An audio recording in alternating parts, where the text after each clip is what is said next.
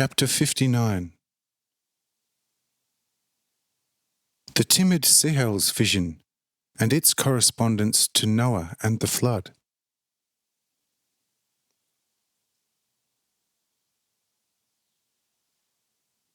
When Vrata had thus fulfilled Abidam's will, Abidam had given him the most reassuring explanation of his inner vision, and Vrata had thanked Abidam for it from the bottom of his heart. Abidam called another out of the 12 by name, who was called Sihel, and asked him with the same words, saying, Sihel, do tell me also what you saw and perceived in your heart. When Sihel heard that the question was put to him to answer, he was as struck by lightning, not able to utter one word, especially since by nature he had a somewhat inflexible tongue. But this was not a coincidence, as it is nowadays said, and believed in a most blind, foolish way, but so that through his heavy tongue my name should be greatly glorified. Since poor Sihel, despite all his endeavours and effort, could not utter anything, and for this reason was gripped by a mighty fever of anxiety, Abidam stepped up to him and asked him, Sihel, how do you explain that you can talk without such fear and panic to your brothers who, compared with me, do not love you at all? Behold, my love for you and you all is so great that from its fire the endless spaces of creation, filled with countless solar regions, are ignited. Yet all these suns are only the minutest spark of my love for you, and you, out of your excessive fear and anxiety, do not dare give me the demanded answer. How do you explain this? Tell me in your heart whether any brother ever struck you on the mouth when you answered one of his questions. Behold, you deny this in your heart. Since already your brother who, like you, is a weak human, has never struck you, how much less I, who am the Almighty, eternal God, and your true, holy, most loving Father myself, shall strike you. Therefore, control your idle, foolish fear and your vain anxiety, and speak with an open heart before me and all the patriarchs.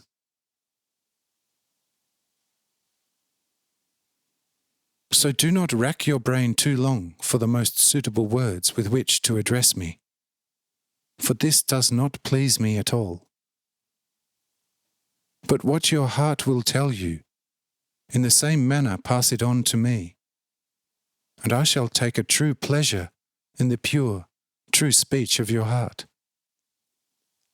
Amen.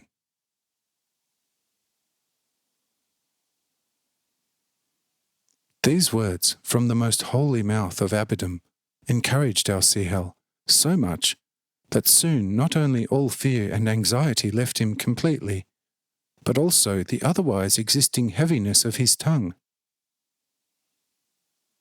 And thus he began to relate all the wondrous things he had beheld within at this particular time. But this is what he saw in his heart, and thus he related it, saying,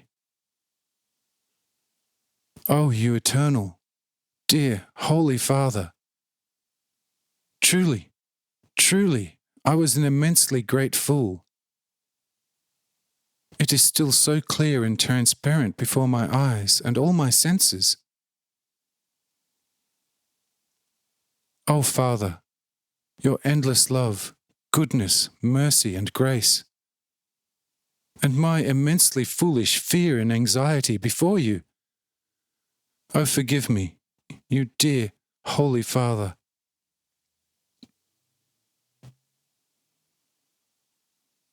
Behold, in my case, it was not only your holy, visible presence which prevented me from speaking, but also the extraordinarily wondrous vision I had experienced had a strong effect on my anyway heavy tongue. However, your almighty word has so completely strengthened me that now I am without all fear, for I have profoundly learned for the first time that only you alone are the Holy Father of us all. And so I am only too glad to relate what is still so wondrously, gloriously, and awesomely floating and sounding before all my senses. And this is how it was. Right away, my heart began to glow as red as a beautiful spring rose when it is greeted by dawn's first rays.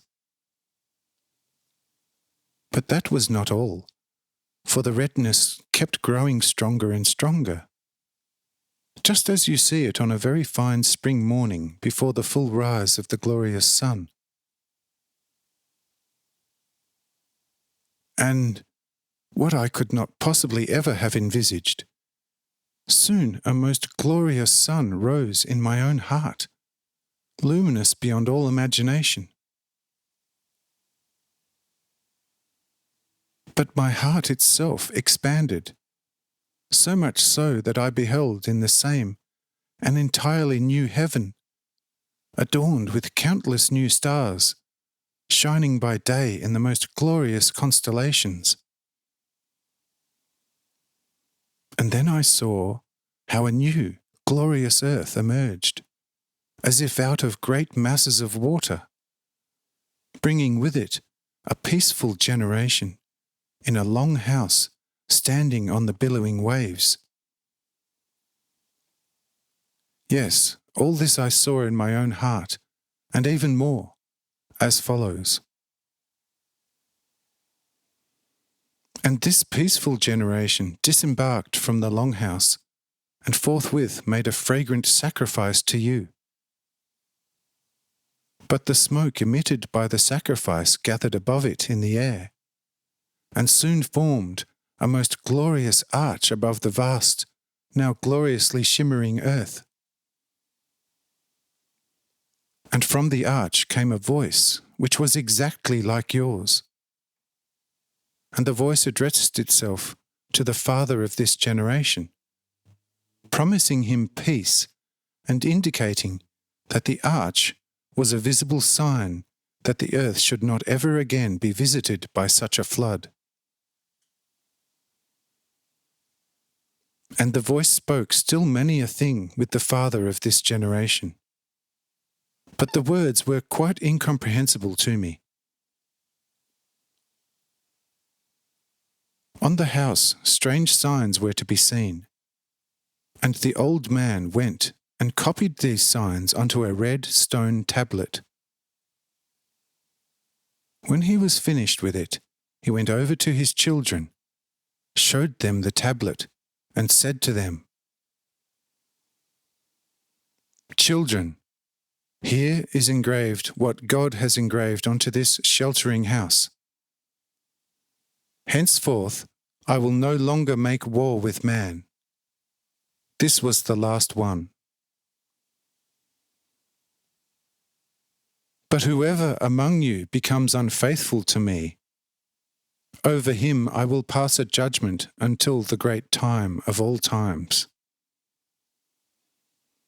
Therefore, peace to the earth and its inhabitants who are, and will be, of a good heart, and in the same full of loyalty to me.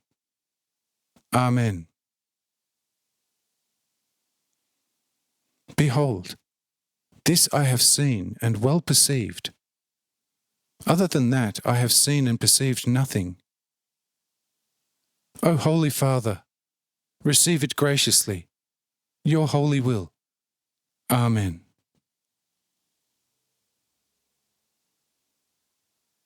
Thereupon Abbedam said, Sihel, you rendered faithfully what you saw, but the closer meaning of your vision only time, the evil, shall reveal. But I want this war not to take place, yet not as I want it, but as mankind will want it. Thus it will happen. But the signs you, too, shall soon come to know better. Amen.